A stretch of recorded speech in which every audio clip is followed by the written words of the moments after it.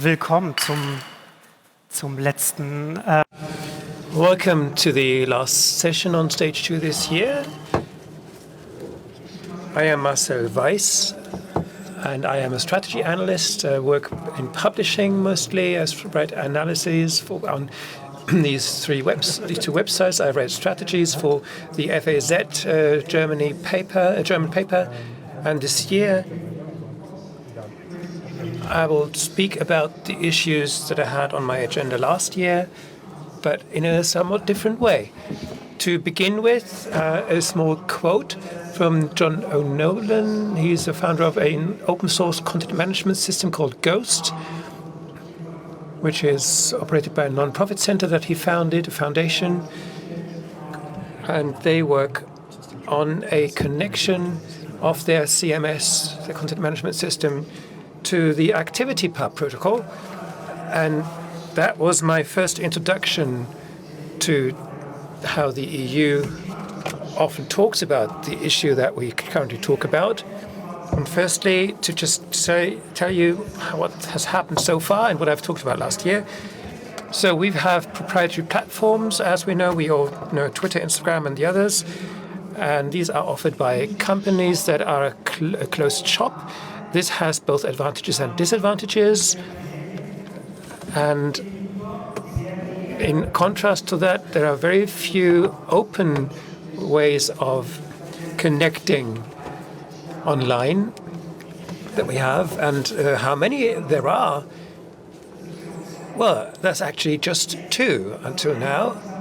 So one of these that has been established is email as a protocol, and RSS as the other. Now, built on email, newsletters have been established as a medium, and RSS made podcasts possible. And it's not coincidence that both these protocols were the basis for sustainable, successful niche media. And now we have ActivityPub joining the field. So a third connection mode. And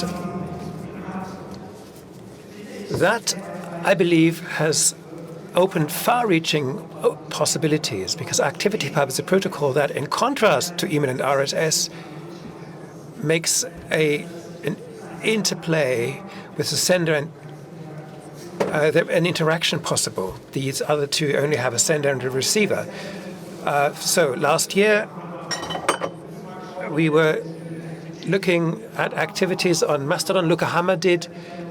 So the people that were writing about Republica last year were mainly on Twitter, and minority was on Mastodon. And today, Luca Hammer today posted something, and meanwhile, the activity on Mastodon is higher.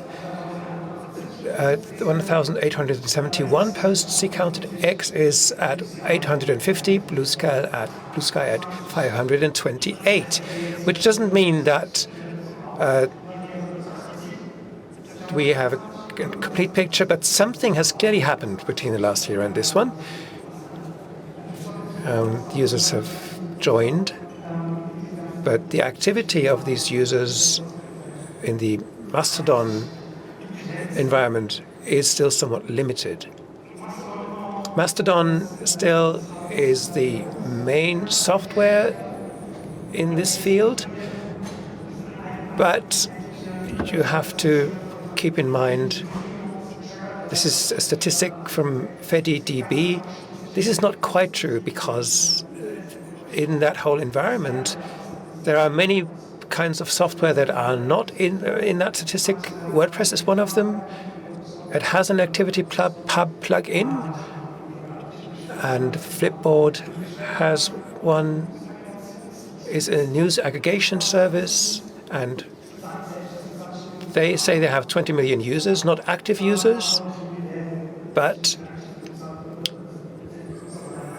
the users, the people that really use this will be many more than Mastodon and Threads. Flipboard is going to move over to ActivityPub fully, so you can follow things on Flipboard and comment them. And Threads, the Twitter clone by the Meta Corporation, has millions of users, and they have started to integrate ActivityPub, and that has been opened up to a large extent already, so people can follow things on Mastodon. So a lot is happening. Flipboard is very active, is writing about it too, and about the way it works. And I gave you a quote earlier from Ghost, and they are starting to integrate ActivityPub, and they are working with another newsletter service, Buttondown, that's also going to integrate ActivityPub. So we are starting with 3, 4, 5 content management systems where comments are possible via ActivityPub. So an account that you have on Mastodon, perhaps, or another Fediverse service can follow the publications on this content management system and comment them directly if they want to, or if that is desired. And that is a very interesting development, where these interactions that are normally taking place in very closed systems, siloed systems, they can now suddenly link up in these various ways through across the systems. And Ghost has posted what it will look like soon, and this is quite close to Substack, the way it's designed. And it's not the case that ActivityPub is the only thing. There are various other networks that try to use open protocols. Blue Sky is quite popular in Germany, still not that dynamic, but there are more, Losna and Farcaster, that go towards the blockchain more. And regarding the question which protocol will win, the interesting thing is, if you look at this mindset, this is the mindset that you know from proprietary platforms where something has to win. It's rather the case that this is protocol-based and these are open. It can be linked up. The first bridges have been made. So accounts from Blue Sky can be followed on Mastodon and vice versa, so that these two protocols can be brought together and can interact. And that is the way I'm sure it will go, and many more things will follow. Another experiment is Podcast AP, where on Mastodon or wherever ActivityPub is supported, you can now follow these podcasts. And the updates on those podcasts, if RSS feeds are available, can also grow without the individual suppliers having accounts there. And we can see where the whole thing can go. And if you are a member on Threads, in the Meta Corporation world, and then you switch on your ActivityPub link, you can use Mastodon or follow Mastodon. Another example here, someone tried to federate Bandcamp. There are so many projects, so everything becomes more permeable. And that applies to comments on publications too. The Verge and 404 Media are now working on making their comments discoverable via ActivityPub, so you can use Mastodon, Threads, or Flipboard to interact with The Verge or 404 Media. And that is very interesting. The Verge is a US tech publication, 404 Media too. And DigiDay, where this quote is taken, is another US publication that is about digital media and marketing. So these are all people that are actively thinking about the future of publishing, not nerdy activists.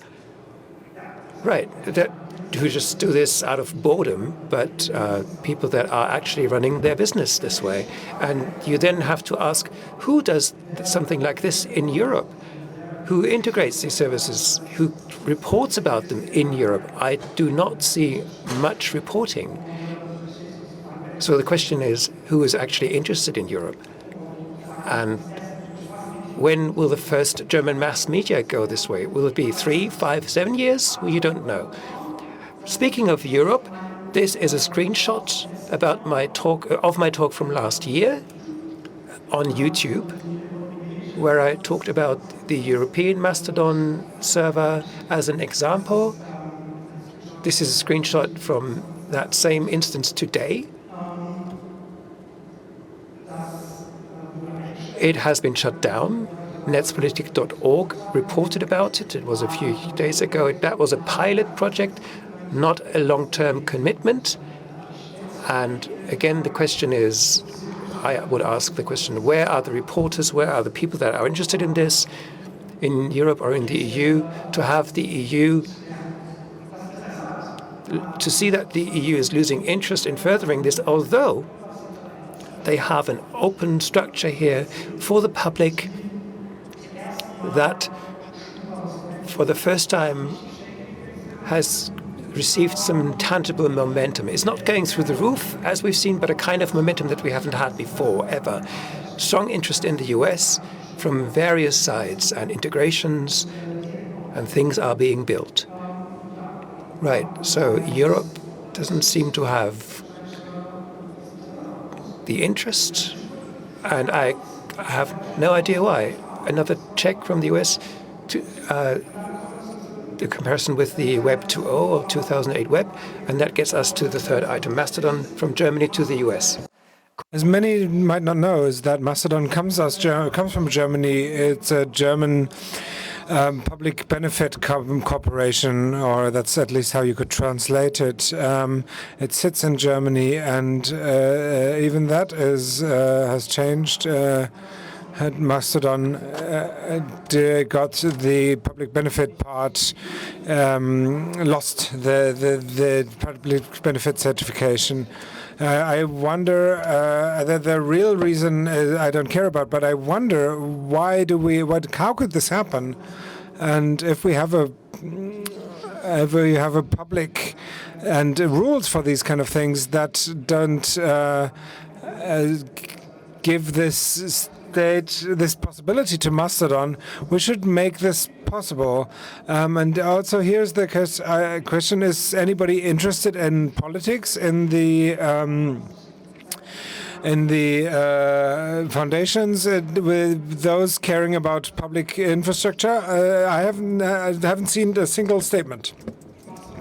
Mastodon also has, at the same time, it was an incident. They formed a US non-profit. That's the main reason is that they have the possibility to accept donations from Americans more easily. They also got more easily. The founder of Stack Overflow and the founders of Mozilla gave them less than $1,000 so that allows them. So that made it possible to get from 2 to 3 full-time employees. That's pretty laughable for the huge importance of Mastodon.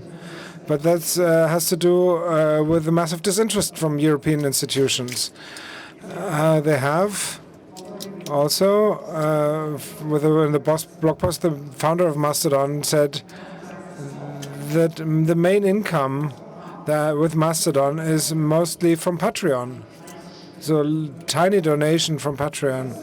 And that are 20,000 euros a month. That's what you can see publicly, and it's not the only income, but the most important source of income, and that's before taxes. Yeah, so that's quite. I'm at loss of words.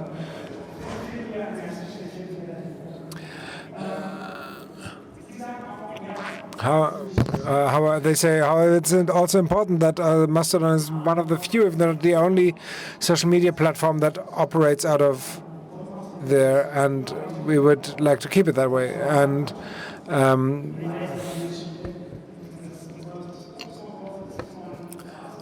so the non-profit sits in the U.S. They can get more money from the U.S. Americans, but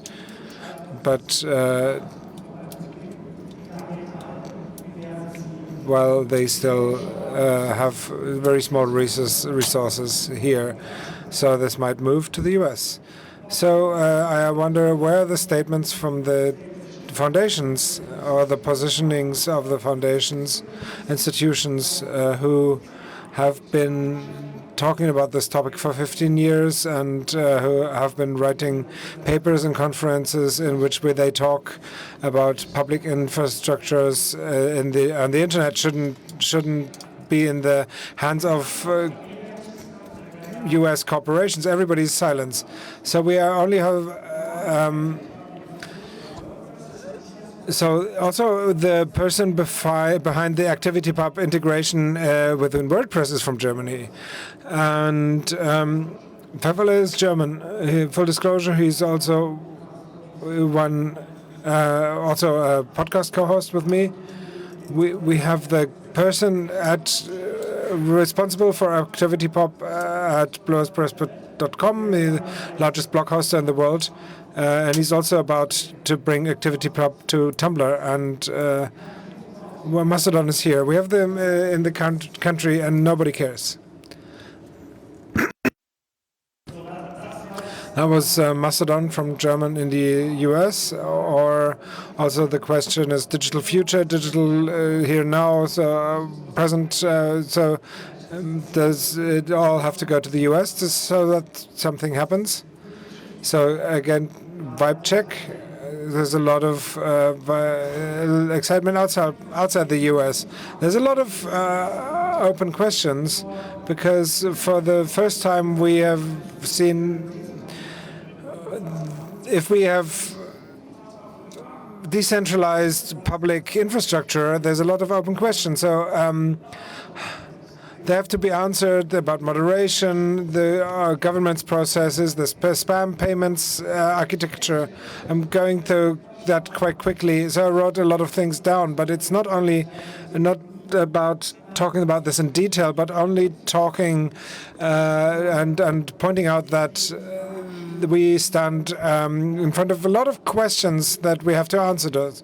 So that also means that he says that the founder of and CEO of Flipboard, and he says it points out that that one important against the coming AI spam wave, the interpersonal relations, and that can create trust and everything, and these are on a decentralized environment, and that's how we can create a counterstructure. And also here the question arises, how does the verification look like in a decentralized system? Everybody can start an own Mastodon or Ghost or blog, and there needs to be a certain context of where these accounts are hierarchized, and who is going to be the equivalent of the blue check mark. Will there be a U.S. company like Flipboard? Because it won't come from Europe.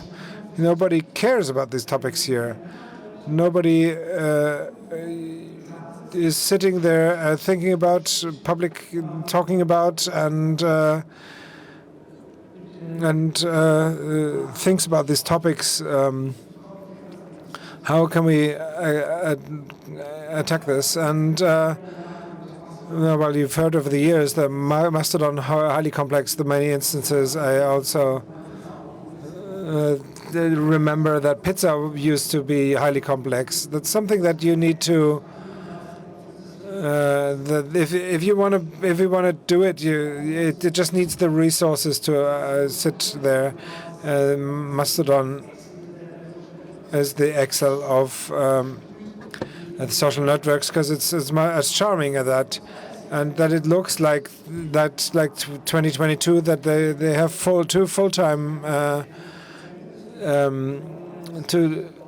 two full-time employees. They don't have the resources to redesign it. They have to deal with scalability and these kind of things. The most important open question is exactly, who cares? The topic of Republica, and the answer to that is we all have to give ourselves. I'm here since the Second Republica. I've been coming every year as either a speaker or as guest, and the majority of the talks at Republica have been talking for 15 years about what evil, bad, whatever things the U.S. are doing. It's been appropriate the first years, but I think you could go beyond that and not only talk about what is bad, what you think is wrong, but talk about what you could do, what you want to do, and what you want to see. We can't just change the world by being against something, but also behind the against there should be a for something. What are you standing for yourself? I don't mean the values, but the counter solutions, the counter ideas, our ideas of society. We need to talk about these, and how does this manifest in reality, and how to get there, how to build alliances, who to collaborate with, and so on and so on. Oh, I don't know. Who cares? We have to care. And so for the things that we are, for which we stand. And when I talked about this 2023, I ended with a call to all NGOs, foundations, institutions that have been talking about this, published 20,000 papers about this, to get active. And the main feedback of this talk that I read online was foundations, organizations, and NGOs should have Mastodon accounts. That would be nice, of course, but that's what I was about, and wasn't about it, and that's not what I care about now. Everything that we have in Europe, all these institutions, that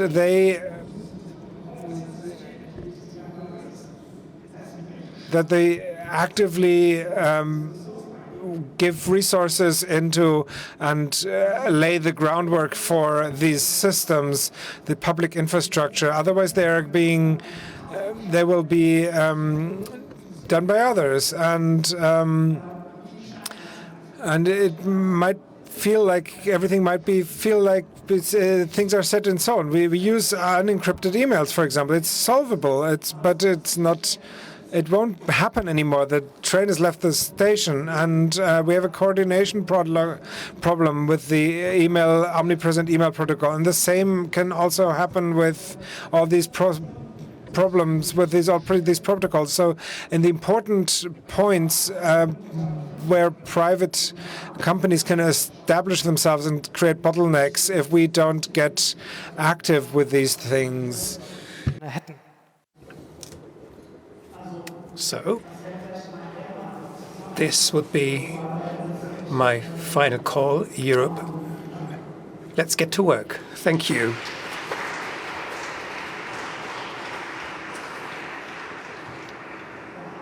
We have 3 minutes or so for questions, if there are any.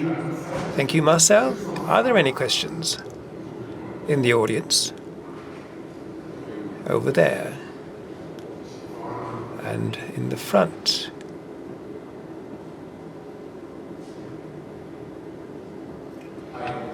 Hi, thanks a lot for the talk.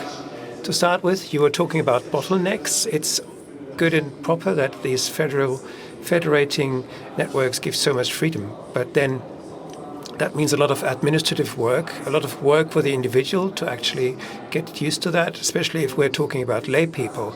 So isn't that the point where you should set off making it all more palatable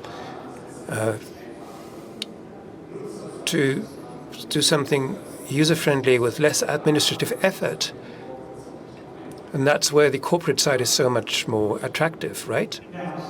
Yes, absolutely. And with threads, you do have a very easy way, a layer that can interact with ActivityPub, and this is where you do have to start.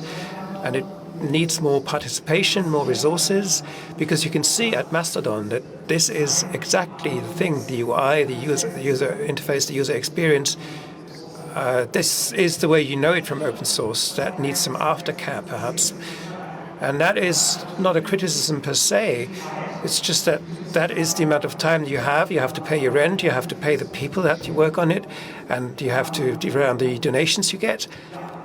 Right, so again, there might be different structures that you could think of, where designers or people that are experts on these matters, they don't necessarily have to be employed by Mastodon, the nonprofits.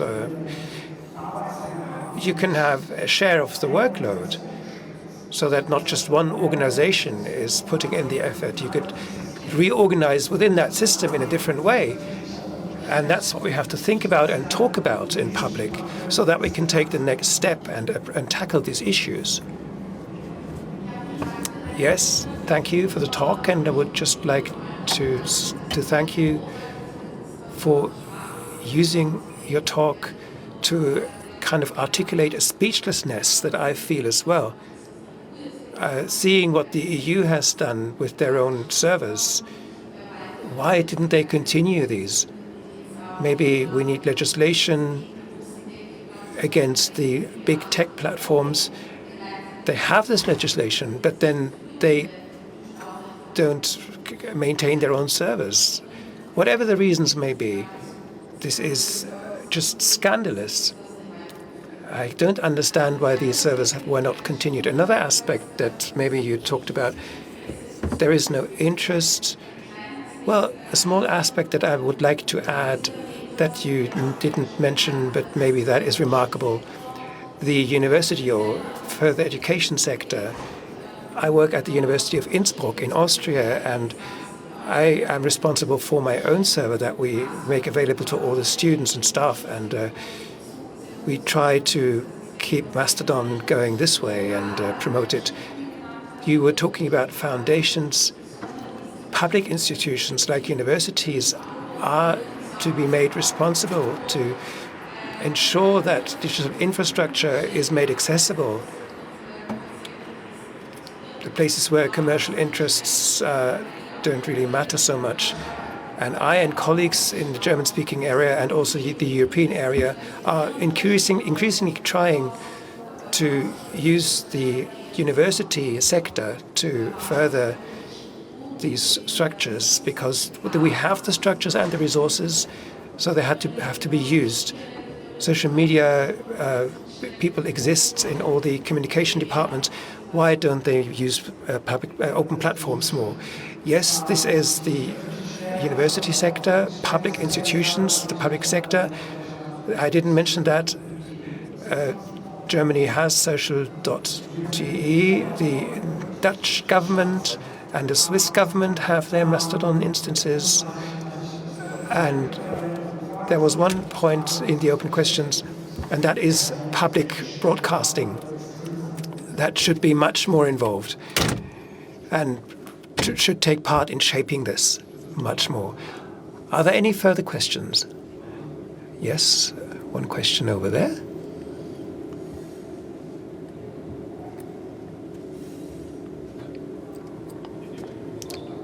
Thank you so much for the talk. I really cannot understand that there are no funds, apparently, because this project has received a lot of publicity, where there are no funding applications to various bodies. A lot of money is being made available for open source development, but to develop this further, to patch vulnerabilities. Are you talking about the refinancing of Mastodon? Yes, to further the development of Mastodon. Mastodon was in one project and the EU did finance something. I don't exactly remember what, but money was given. but it wasn't that much. The 2 donations I mentioned from Atwood and Mozilla were actually more than the EU money that was given. I don't know the amount, but it was below 200,000. So something is happening, but it is way, way too little. And the main problem I see is the mindset to actually understand and want that things change, and to realize that it has to be supported to be able to grow. That applies to NGOs, the EU itself, but also the media.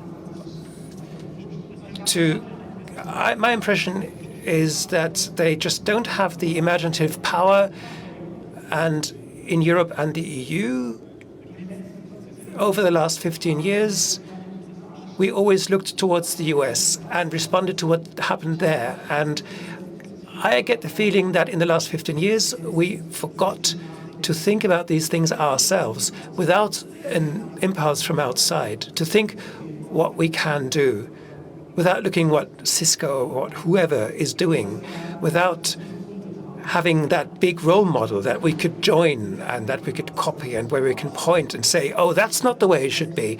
But actually, I don't know. That's where we should start, I'm sure.